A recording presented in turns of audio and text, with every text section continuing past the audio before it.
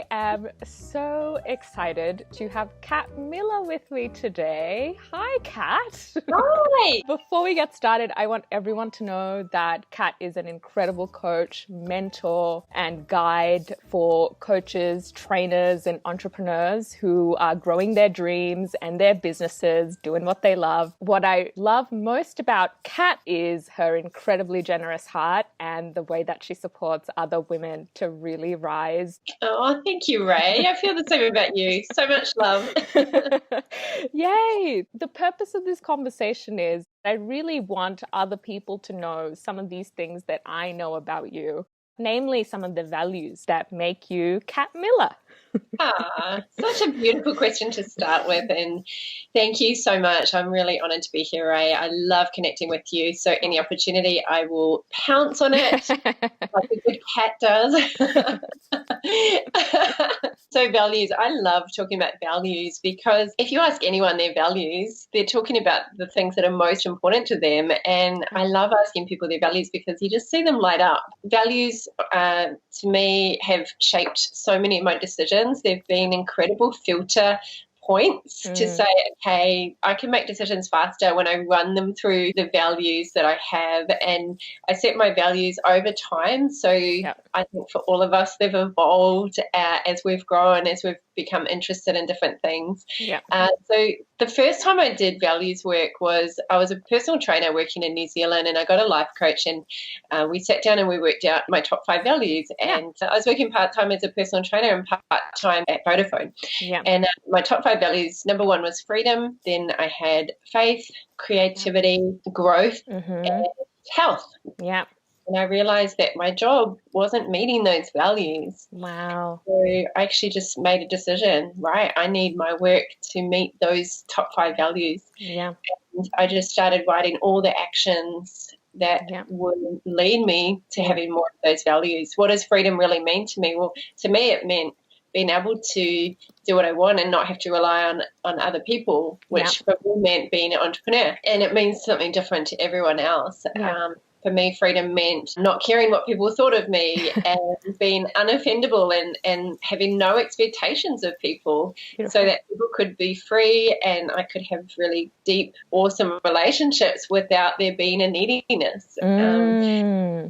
To me meant really going through and being honest and letting the limiting beliefs come up so I could deal with them and grow from them rather than let them keep me in chains. You know what's important to you, but sometimes it's about bringing that top of mind and giving yourself permission to really live into them. I definitely see that spirit of freedom in everything that you do, from your programs to the way that you live your life.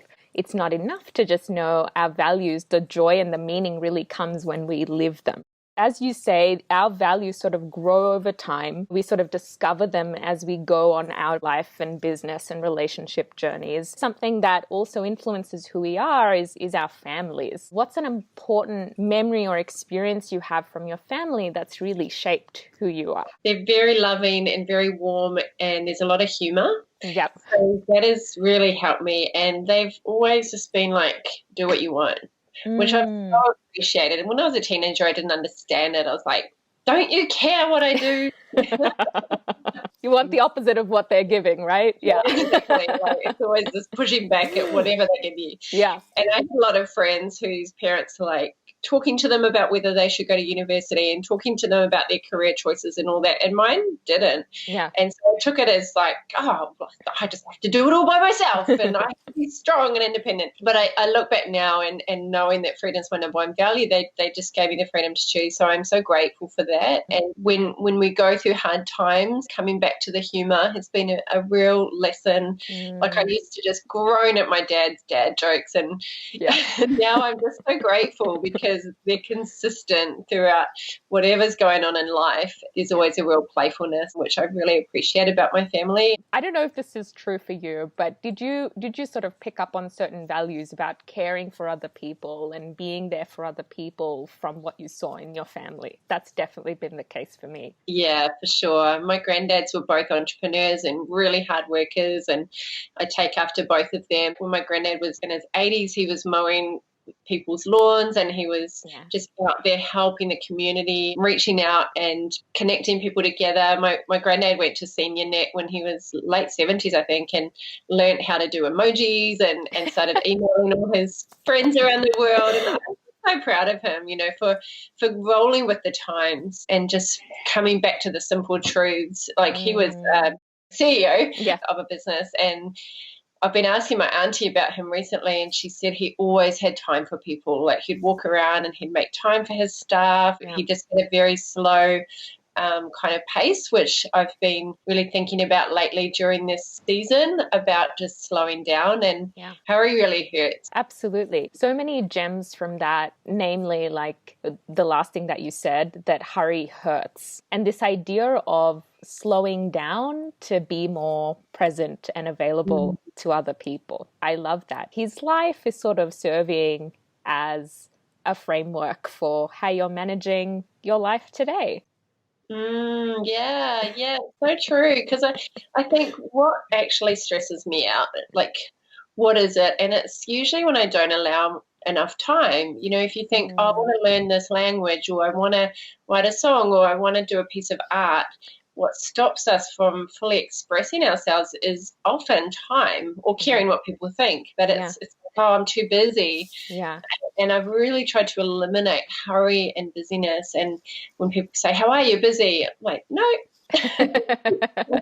Yeah, I love that. Sometimes I've also had conversations where people wear their busyness like a badge of honor. I actually read something today. Can I read it to you? I loved it. Yeah. It's this beautiful writer called Anne Boskamp, and she's just talking about time and urgency, actually.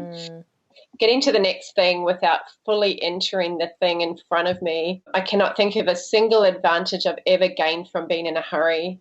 But 1,000 broken and missed things lie in the wake of all the rushing. Through all the haste, I thought I was making up time. It turns out I was throwing it away. It's like, and she said, hurry empties our soul.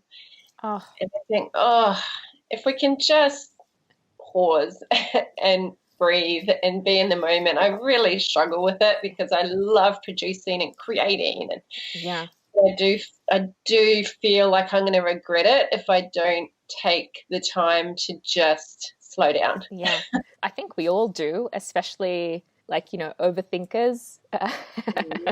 What's really interesting is that the mind isn't physical. It's not actually in the present moment. Right? In the way that our bodies are, like we're able to take a breath, we're able to take a step, we're able to experience time in a physical way that our minds can't. Right? Yeah. So our mind is like the past, the present, like it's got like a completely different relationship with time than we do as physical beings. And so to be on that plane means that you really miss out on living, because you're either in something that's already happened or something that hasn't happened yet. I wonder if one day we're going to know what percentage we actually spent in the present. Yeah. Like imagine if it was in the sky, Kat spent 40% on the present and 40% on the past. And I reckon most of us would not have much fully truly in the present. Yeah. And that's kind of a sobering thought. Yeah. And something that I found so beautiful is that when you slow down, it feels like you have more time.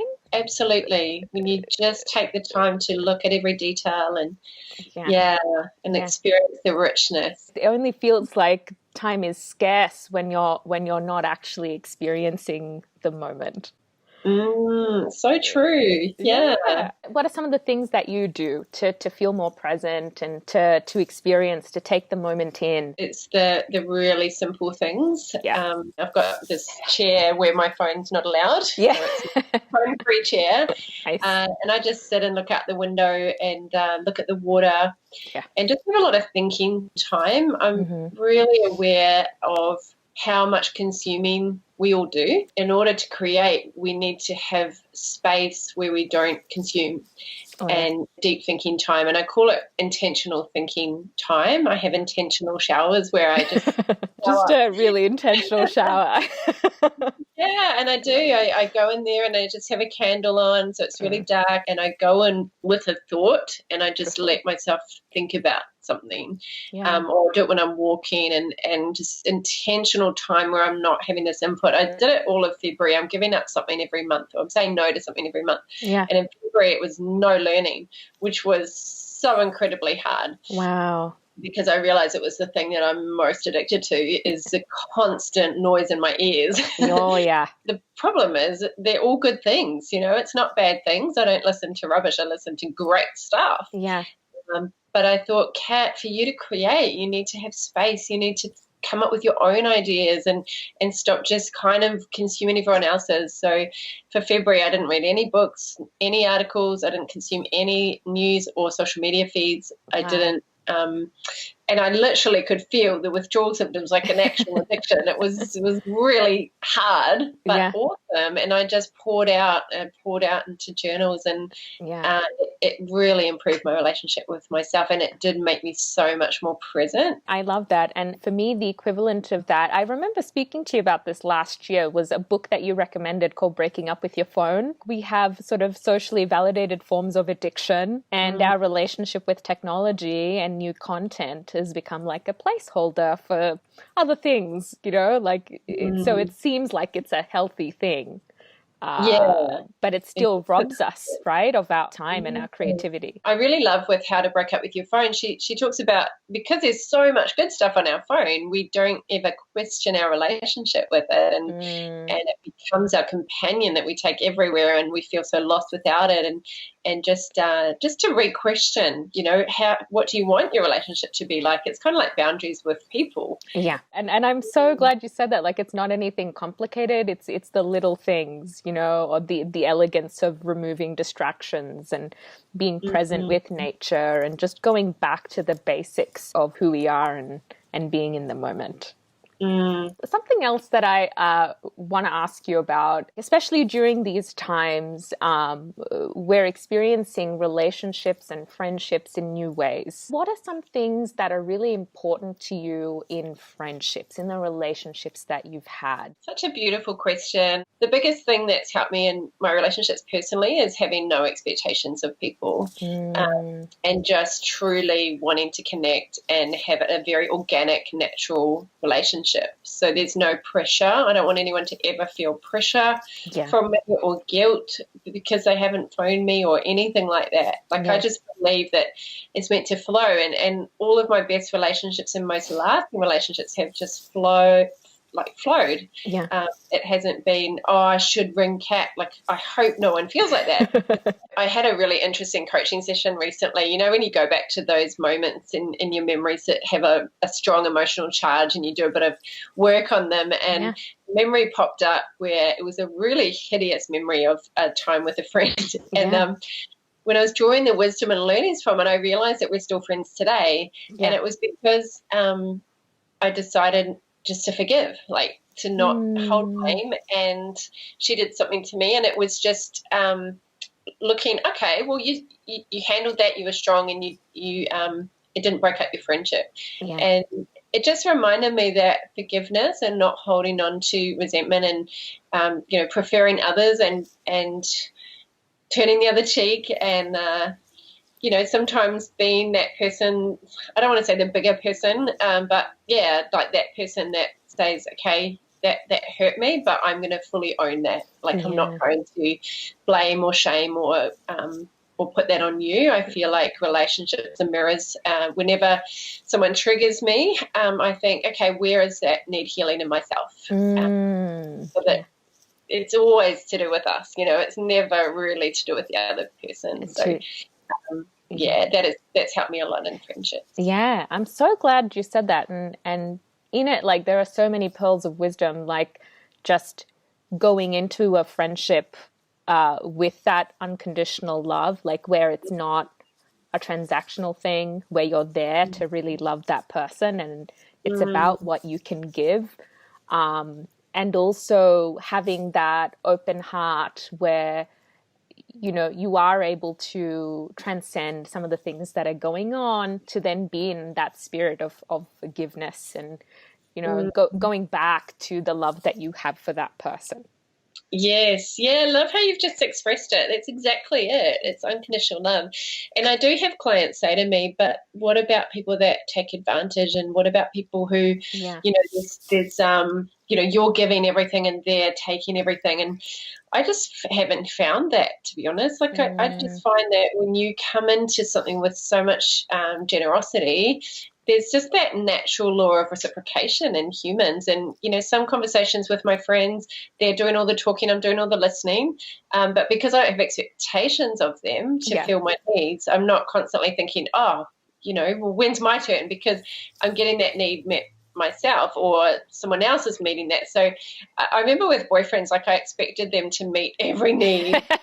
And when I realized, they're not meant to, so much pressure to put on a poor guy that he's going to listen to everything I have to share from the heart. Exactly. Just be like a hairy girlfriend. Yeah. Yeah, right. Oh, I love that. No, I'm really glad you said that, and I think especially now, because people can't see one another, or commitments are something that people have to either reassess, or we kind of have to be with our friends, their stresses, some of the things that they're going through. So being in that place of unconditional love and acceptance, I think, is going to make friendships more enriching during these times. Yeah. And really just listening to each other, just really what you want, what you need, being able to have space for each other to process, and knowing it's just a season, it's just a moment in time. And however you want to feel right now, it's your choice. We've all got the freedom to be and do and say whatever we want. That's freedom. And so I think allow people's limiting beliefs are all coming to the surface at the moment, and so just knowing that some stuff's going to come up, and that's okay. I'm with you. I'm not judging you for it. It's really important. Yeah. Something that comes up when it comes to relationships, or any relationships, professional or personal, is that dance between unconditional love and boundaries. Right. So I think that's a really interesting sort of play that, we kind of navigate as human beings, which is, at what point do we know that a boundary is actually the loving thing to do, or it's something that's necessary to preserve a relationship or a friendship? I know that I've had to really navigate that in terms of finding out certain boundaries in friendships, or even work relationships with clients and moments like that. So I'd love to know just how, just some thoughts on this topic, and namely just some things that you use to know when a boundary is important.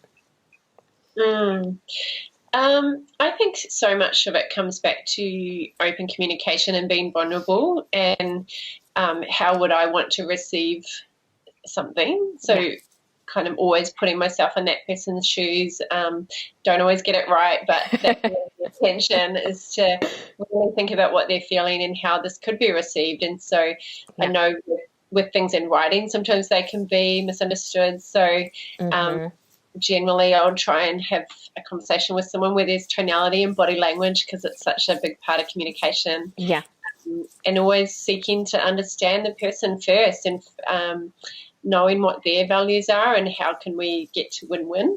Like from a business point of view, with learning how to negotiate, it's always about how can we both get our needs met and at the highest level, rather than you win, I lose, or whatever. So just it's tricky, and it's there's miscommunication that happens in human beings, but I think it always comes back to those simple things of kindness and love, and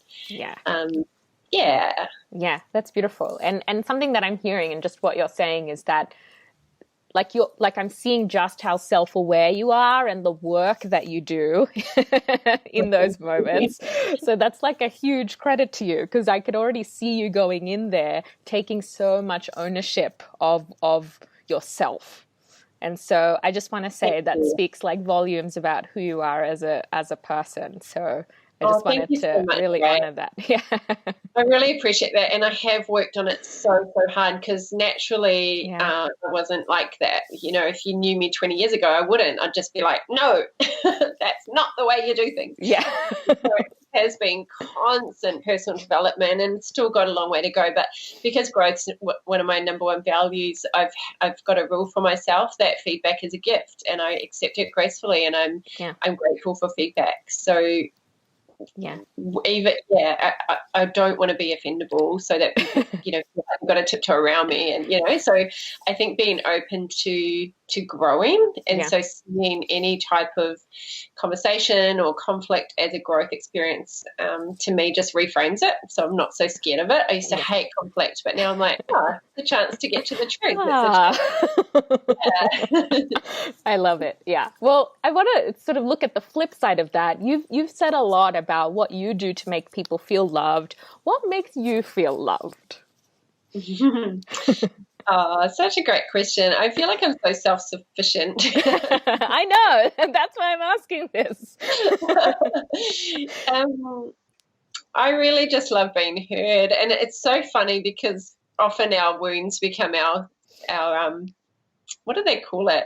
Our wounds become our voids and our values, because if you didn't feel heard as a child or a teenager, often it becomes so important to you. So when it comes to like love languages, if someone just hears me and sees me, it means so much to me. So I think understanding people's love languages and what really makes them feel special, and quality time and great conversations where I can fully be myself.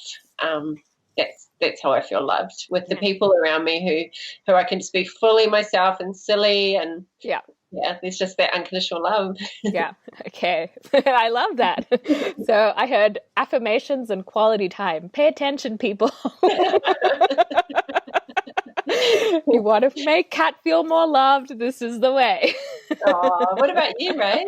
My one is acts of service followed by quality time.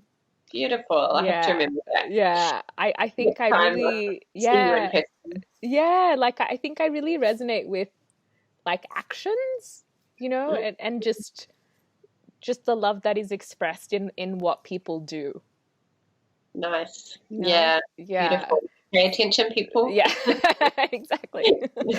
Acts of service and quality time. Yeah, that's it. And like we talked about some of your values before, and something that we've talked a lot more about is freedom and growth. Some of the other ones that you mentioned were creativity. I thought that was really interesting. And I'd love to know, just sort of preface that, because I want to ask you about your work, but I want to know just how creativity became such an important value for you. I call it creativity. Really, a lot of it's about producing, creating things that didn't exist. I get so much joy out of, and that doesn't, because I'm not arty, but like creating a webinar, creating a workshop. So in my work, I get to be very creative every day. I take lots of different people's ideas and I kind of put them together, and that to me is creativity in my work. Also ideas, coming up with ideas and creative problem solving and creative solution kind of mindset makes me really excited. As a teenager, I wrote a lot of poetry that helped me process life. Really? Yeah, you have to send some. I've never read yours. That's amazing. It's very kind of angsty and dark. I love it. Is there any other kind? Yeah. Exactly. Yeah. I used to have black hair and really black makeup and like full on like. Are you for real? Yeah, I was very different. I was kind of like goth, and then I was punk, and then. Incredible. Yeah, and I was like not straight edge, but like the op shop kind of style, and so all of that stuff where you're trying to find yourself. And, you've lived many lives, right? And I played in bands from when I was a teenager, like 13, through to when I was about 30. So a lot of writing songs, and just I find in times like these, going back to that artistic expression really helpful, because you can start to filter the world. Like, we go for a walk and it's one of the highlights of our day. Yeah. Filter things through, the natural world. You filter it through this artistic, it's not step by step, it's not business like, it's your ability to see things in a different way, and apply the metaphors and the analogies to life and business. So I think that's where the kind of creativity comes in. Yeah, that's beautiful. Yeah, I love that. And something that I really resonate with in terms of what you just said is being creative about the way that you respond to some of the stuff that's coming up in life and business. So as you mentioned, be it being interdisciplinary or being artistic, just using different sources to look at the things that you're navigating. Yeah, I love that. Yeah. So I just think that's really cool that you're always looking for new ways to look at stuff, and you're not just kind of looking at like one mode or one way of thinking in order to approach whatever it is that you're creating. I really admire those real lateral thinkers. I don't think it's natural for me, but I'm so fascinated by people who see, they see left of field and out of the box, and I just love that. And I think it's like a muscle that we can hone and strengthen. Yeah, I love that, and I'm so glad you said that this process brings you joy. And I suppose I want to dig a little bit deeper in terms of like, what are some of the other things that really lights you up, that brings you joy?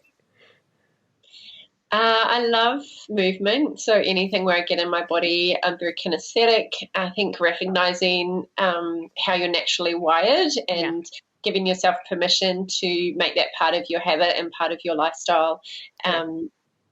Because my family kind of wasn't, and so I thought that I was weird and something was wrong with me, that I needed to move every day. And I think just honoring your feelings, following the feeling. What an activity, if it gives me this great feeling, you don't even have to explain it or understand it, just giving yourself permission to do more of it, even if it's not. So sometimes I feel like my creative side and the high achieving productive side compete, because it's like, I can't just do I've been looking online at paint by numbers. I thought that'd be really cool to like do a painting during this time, and paint by numbers feels a lot more doable than just an empty piece of paper.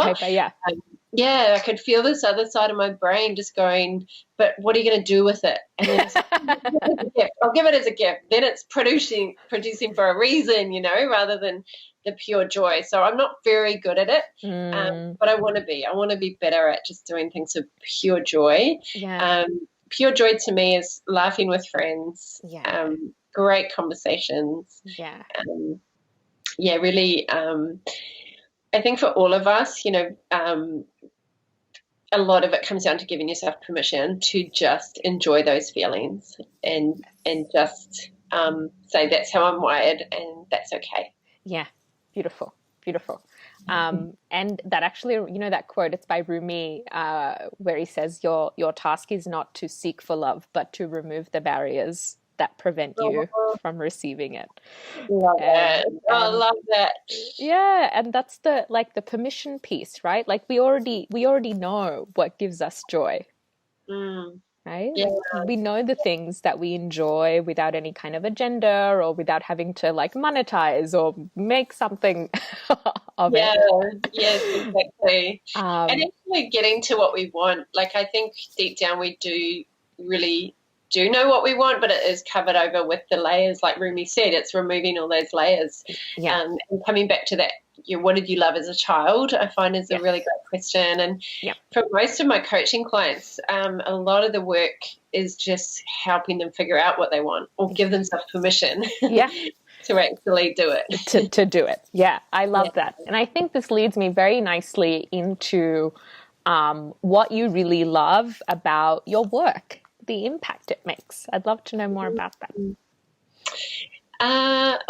Just human potential. Like the possibility and hope is so important to me, is seeing someone and looking at them and thinking, you have infinite possibility, you have incredible potential, and just the unknown, the mystery really excites me about what a person is capable of, and when they truly empower themselves, what is possible, and just seeing that play out, I just love it. Transformation, it just lights me up so much. Like if someone said to me, I need to spend 12 hours with you to get a transformation, I'm like, right, let's do it. I would do whatever it takes to help someone get a breakthrough, because it's been so life transforming to me. I used to live just a very mediocre, boring life, and I didn't know that life could be this incredible adventure. Our filter system, we filter out the good or the bad according to our belief system. So for me, I've completely done a 180. I used to wake up and sit at the edge of my bed and just like, I can't wait for the week to be over. Like that was years I was like that. And I didn't know. It's like no one told me life can be amazing every day. Yeah. I so get that, right? And when you're in that place, like you think of that place as the truth, and like and you think it's permanent. That's another, like you think this is it and this will be it forever. Yeah, there's nothing to look forward to. Yeah, totally. And when I say life can be amazing every day, like I'm saying all of it, all the messiness, the ugliness, the negative feelings, like all of it can be amazing, because we don't know, we're stuck in this moment in time, but we don't know whether that was the best thing that happened to us, whatever thing is negative or bad or however we label it. But just knowing that the people that I work with can truly come into who they're meant to be through conversation, through genuine, vulnerable conversation. It just, there's nothing else I'd rather be doing. And my life on purpose compared to my life off purpose is just black and white. Yeah. No, I definitely feel you. And like, I really want to just shine a light on what you said about the beauty of all of it. Right. And just the idea that, what we interpret to be like a bad time or a bad thing often leads to some of the most profound or life-changing chapters in our lives. Yes, absolutely. Have you found that? Yeah. Oh my God. Yeah. And like, and whichever teachers, right? Like I have, like, be it like Carolyn Myss, she says even the word disaster, asta, it means like from the stars. Wow. Like, and like the word crisis, it means to sift, like to sift what is no longer true, right? So you're left with what's meant to be. Like, and just all these words, like if you kind of look back at the core of what they represent, they're all about going back to the truth and being closer to the truth of who you are and who you're supposed to be. Wow, I love that. Yeah, it's beautiful. Yeah, I've had so many moments being like, this sucks. This is awful. This is the end of this, this opportunity, this friendship, this relationship. And so much of those painful moments have led to beauty. Yeah, so true. Yeah. And it's just that surrendering to it. Yeah. And I remember when I was a personal trainer where people would resist the pain, resist, the final few reps that were going to be the ones that matter. It's not the first reps that matter, it's those last ones. And I'd say, what if you just surrendered and you just went through it instead of trying everything to avoid it? Yeah. And that's a good question I've been pondering a lot lately. Like, what if I fully just surrender to this and just fully trusted that everything's playing out as it's meant to? Like, what would my life look like if I stopped resisting and just accepting? Yeah. I love that. And from all the teachers, like from Buddhism to like NLP, right? Of all the suffering comes from wanting the moment to be different than it is. Yeah, absolutely. And we get pain from the pain. Like, instead of just going, I feel this. Yeah. Kind of pile and add to it by feeling like we shouldn't be feeling that, or Yeah. Right? So the grief, it actually doubles. So the first Yeah. grief is what's happening, and then the second layer of grief is you judging yourself from grieving. So there are like two layers happening. Why do we do it to ourselves? Right? And it's so great to bring awareness to it. It's like, well, what if we just felt the grief and felt the thing that's happening? Yeah, just felt it all the way through. It's just a feeling in your body. It's harmless. Yeah. No, I know, bathing yourself in anxiety and stress is no good, but just to actually let it come and let it go like a wave. Oh, yeah. We push it down and we numb it, which I did Mm-hmm. most of my teenage and 20s, was Mm-hmm. just avoiding Mm-hmm. facing it. It never goes away. Yeah. Oh my God. So true. Yeah. And I want to just like you've led such an incredible life. Like I said, you've tested so many iterations of yourself and what's true for you. When was the moment, or what was the threshold where you said, you know what, I want to go on a transformational journey, or I want to find out more about what's on the other side of some of these things that I'm feeling? What a great question. My mum had a lot of self-development books. Uh-huh. She had Jim Rohn and Zig Ziglar, and Nice. she was quite entrepreneurial. Like, she sold Avon. Nice. Yes. A lot of other things, back in the day. I love it.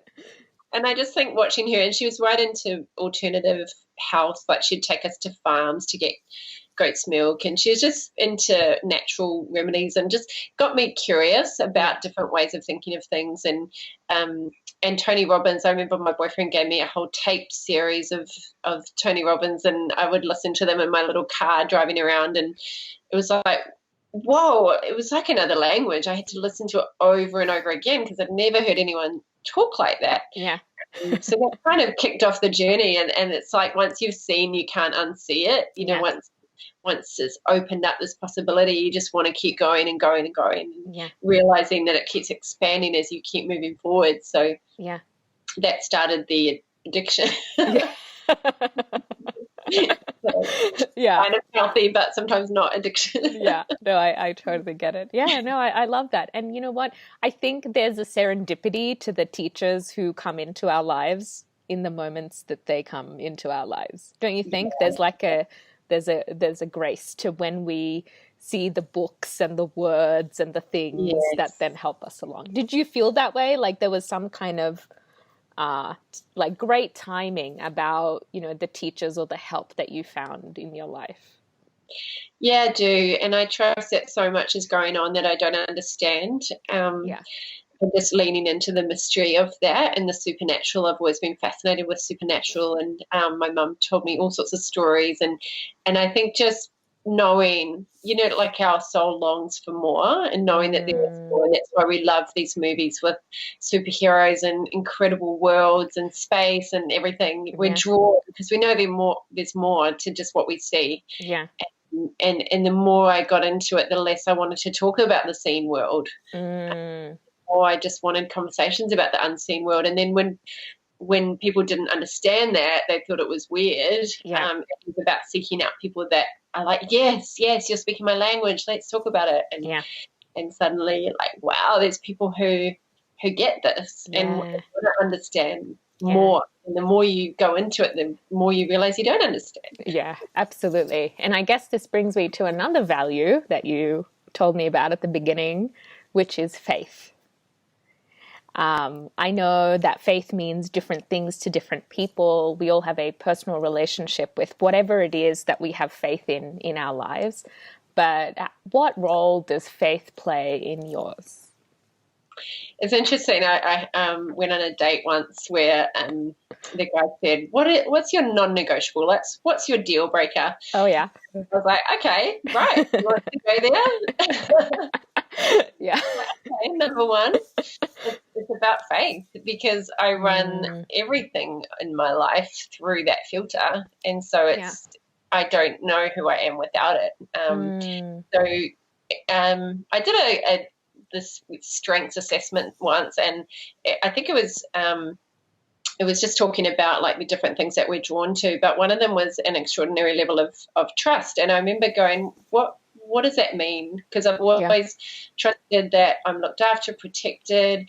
And I think for those of us who believe that we're not just here as a body and that we are spirit, and I think sometimes we get lost in the language of that. I call it God. I know some people have different ways of talking about this thing that we can't explain.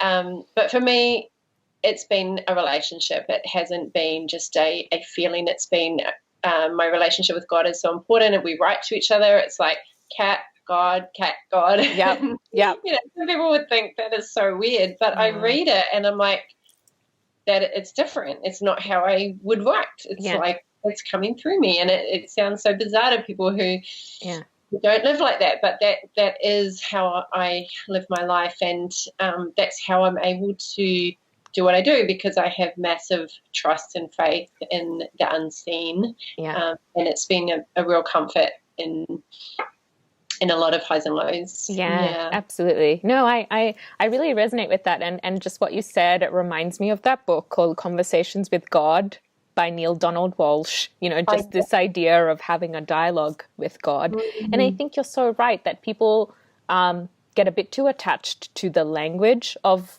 this relationship. I just think, you know, whatever intelligence thought it would be a good idea for human beings to be born and for us to do this thing where we're traveling through time and space, experiencing consciousness and love and grief and all these things, right? Whatever the thing is that made all this possible, right?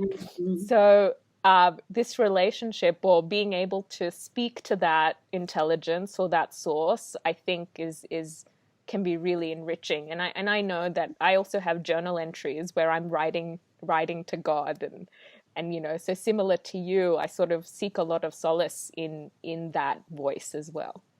Beautiful. Yeah, I think when you're alone, and when you're in tough times, this is where people really do start questioning and reflecting. And I know there's a lot of people doing that at the moment, because it's like, wow, okay, it's a wake-up call. It's a real awakening of what do I want my life to be about, and the meaning of life, and all these questions are popping up, which I think is a beautiful thing. And to be able to just explore it and just you know, ask those questions and have these kind of conversations openly and in a way that's honoring to where everyone is at, because we're all on a journey, you know. Yeah, totally. And like part of the process, or at least I found it, is to be close to that voice when things are hard, right? It's like, you know, are you able to have faith? Are you able to love that relationship when things are not going your way, when you're not getting the thing that you thought you would,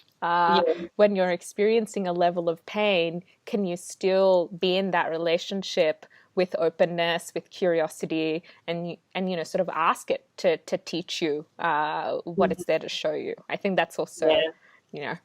Exactly. And then also there's the flip side of that, where a lot of people are fine in the good times.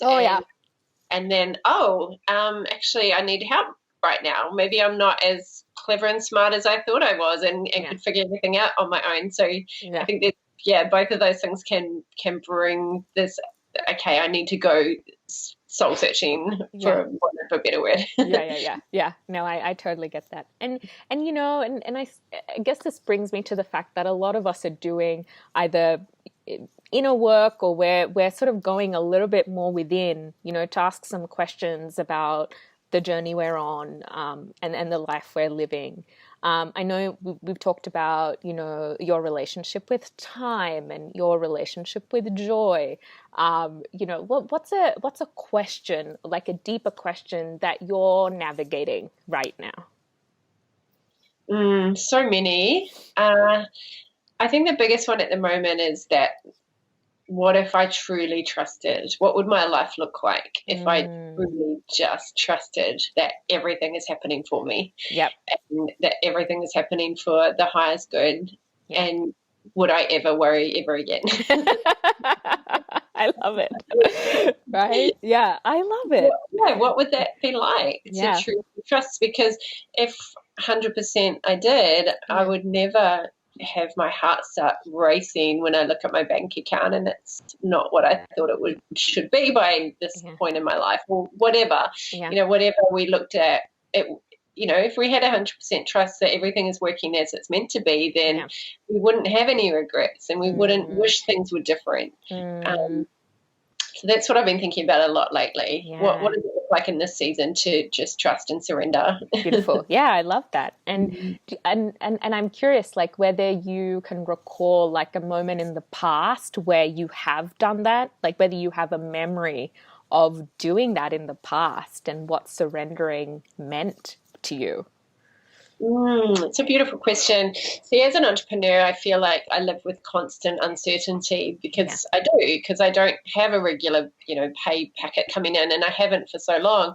So I think this feels very normal. Like we were talking about before the call, that we're kind of, as entrepreneurs, we love a challenge. We're kind of built for this. We're like, challenge, right, growth. As soon as we hear challenge, we think growth. Yeah. And so it doesn't mean it's easy, like it's tough. And I've had like days of just sadness and just, okay, Kat, today's just going to be a sad day. Like it's okay. Just feel it and just process it and don't try and run away from it. Yeah. But in terms of, just that whole, like that uncertainty and times where I've had to surrender to it, like so many moments of like living in London in the recession, just having no idea how I was going to pay my rent. And I remember I couldn't even get on a train once. I had no money and I had to just walk and walk and walk for hours. Wow. Couldn't even get on the train. Wow. And it was just, I go back to those times now, and this is one time when I think we do need to live in the past, where I know I was protected and looked after, and that, that everything worked out. So many times where I felt like things were a disaster and they've worked out. Yeah. So I just keep having to go back to those times and go, you got through that, you'll get through this. And, Yeah. I think that's such an important piece. And I think that's true for everybody, like basically what you're describing. And again, like entrepreneurs can resonate with this, like some of the uncertainty that people are feeling now, you're accustomed to feeling uncertain about your path and where things are going to go, and you've navigated that feeling a few times in the past in different ways, of course, but you have, like, uncertainty is an old friend. Yes, very much. We snuggle up. We are friends with uncertainty, right? Yeah, but in that way, I feel that that's why I really want to be there for people, because that's all of everything that we've experienced is not just for ourselves, it's to help other people through it. So people who have had very comfortable lives and very certain lives, who have maybe lost their job, they need conversations with people who have felt it before to know that it's okay, and just to be however I can support people through that, because it's like you have to strengthen that muscle, and we can do that better together, Yeah, absolutely. Yeah. And this brings me to my next point, which is like, clearly in this conversation and in my time of knowing you, like I've seen you do incredible things, like pull off events and, and just bring communities together and really support people on their personal journeys. Aside from that wealth of experience, and your own life, what can you share with people who are reaching for new goals and dreams in these times? So many ways to take it.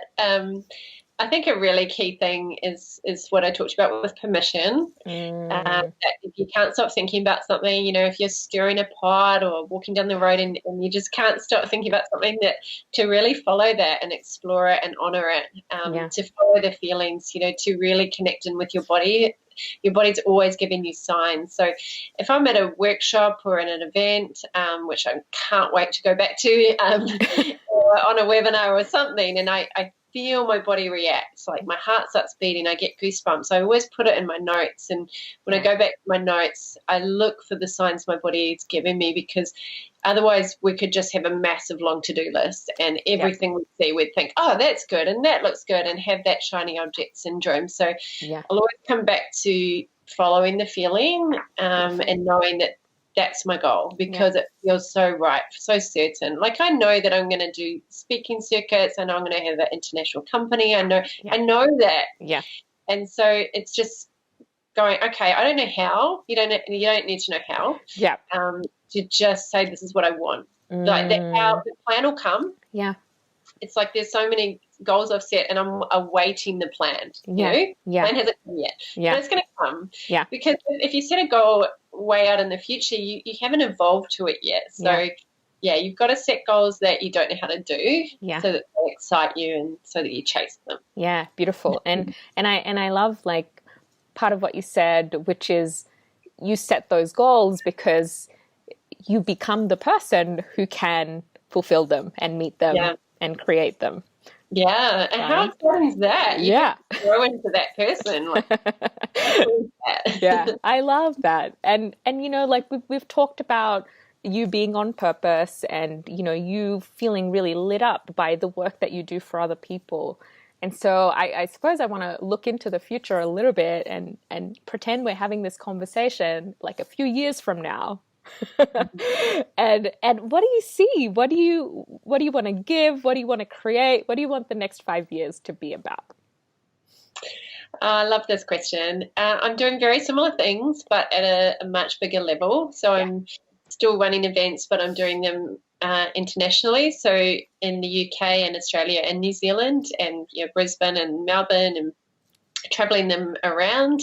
I'm going to be doing a lot of retreats. Yeah. So things like full-on business retreats where we go away, work on our businesses, but in a beautiful location, and have holiday time afterwards. I have a team. I have a lot of people who are looking after people so that everyone gets that real personal care, because I know as businesses grow, there's that challenge of people feeling totally supported on the. So that's a challenge for me as I grow, to make sure that there's still a lot of personal connection, and to do business in a way that people feel really cared about, even where it's a really big business. Yeah.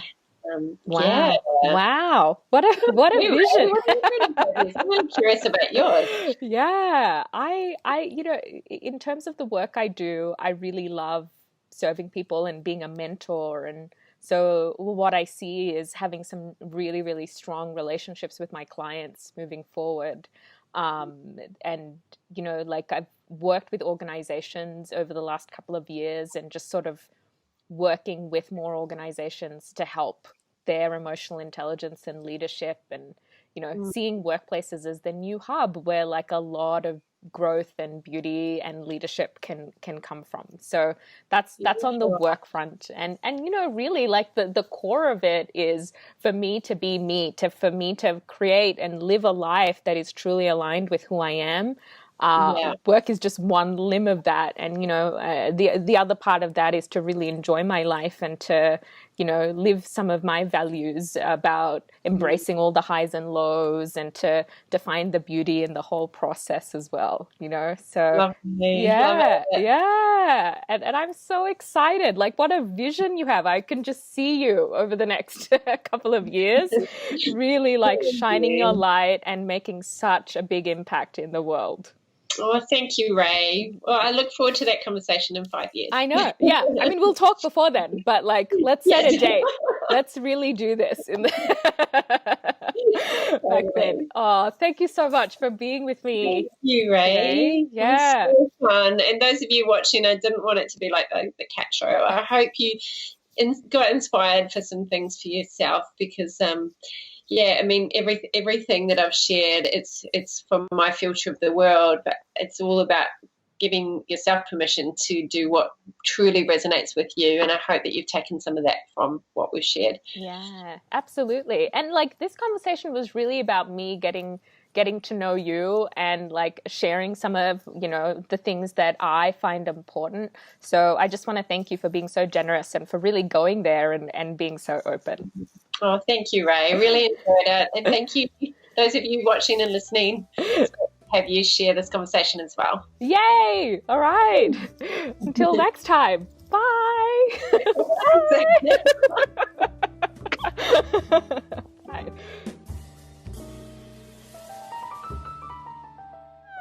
Yay! Oh, I was like, is that Jennifer Aniston I'm speaking with today? Well, I'm looking at Beyonce. Oh my God, not at all. You look amazing. Yeah. No, thank you so much for doing this. Your questions are so beautiful, Ray. Oh, I'm so glad. Yeah, and it's like, oh, I feel like crying reading those questions. Really? Gorgeous. Yeah, I was doing this personality quiz the other day, and it was talking about the spotlight and the limelight, and I just still get so uncomfortable talking about myself, and you're so honouring to me and keep bringing it back to me, and I'm like, that was the point. Right? Yeah, it was such an honour to answer those beautiful questions, and yeah, so they're not like everyday questions that you think about every day. So yeah, thank you so much. Yeah. I really enjoyed it. You're welcome. And I think your questions were matters of the heart, you know. How are you personally? Yeah, I mean, when I read your questions, honestly, I felt teary. I felt like moved by these questions. Yeah. In such a good way. It's like, yes, this is the kind of conversations that I love having. This is what makes life rich. Yeah. These are the kind of questions that people love answering. Yeah. And they're very honouring, and it's like you bring out the best in people. And you know what I really love? You know those Facebook things? It's like vulnerability alert. And it's like, just be the thing. Just be it. Be the thing. Be it. Exactly. Be the vulnerable. Absolutely. Yeah, I love that. There are some buzzwords, I tell you, in the coaching world. It's so funny. And it was really good talking about my faith because I don't normally. Yeah. And a lot of people are like, what? Like, I would never know. And it's like, because I don't need to. Yeah. I don't need to push it out there. Like, there's no point. Yeah. Yeah. What if how I don't feel like God pushes it out there? It's like he's mysterious and awesome, and people are like, oh, if he's real, he should show me the sign. It's like, why? Why should he show you this? And he does. Like, he does. Okay, we're in a planet that's like exactly at the right distance from the sun. 2 inches that way, it would be too cold. We'd all be dead. 2 inches this way, it would be too... It's like orbiting around this thing. It's like mysteriously all beautiful and everything's working. There's enough food for everybody if we got our shit together. You know? Exactly. Do you know what I mean? Like, it's like, I'm sorry, which part of that is not like entirely bonkers and magical to you? Oh, so true. Yeah. What other signs do you need? Go outside every single day. Right? Mm. The odds of a human being alive, 1 in 400 trillion. Do you know the freaking odds of like your mum and your dad meeting, your mum having a healthy baby, you being like, if you add up all those odds. Oh, it's so wondrous. It's just, I would find it so hard to have faith to believe that there's nothing like that. To me requires so much faith to believe that it just all was a coincidence. Yeah, it's like, really? You think this is just random? No? Yeah, it's just, no. It's like there are plenty of signs. Like, take a breath. Like, you're not asking your body to do that. Why is it doing that? Yeah, sometimes I think about like the unconscious mind, and if you had to consciously digest and push everything through your intestines, and like how intelligent are our bodies? We don't even have to think about it. It's amazing. It's like, what did you do to have a perfectly functioning right? It's doing everything without you asking. Like, who made that happen? Like, who, though? Who, though? Exactly. So good. Oh, goodness. Oh, I Yeah. love talking to you, Ray. Yeah. Let's talk again soon. Yeah, I would love that. Thank you. You're amazing. You're You're amazing. incredible. Thank you. You're welcome. Thank you. Big social hugs. Yes. Yeah. So much love to you. Thank you You for doing too. this. Yeah. Take Thank care. you. Mwah. I Have a will talk to beautiful you soon. Easter. You too. Yeah. Talk soon. Thank you. Bye. Bye. Bye. Bye. Bye.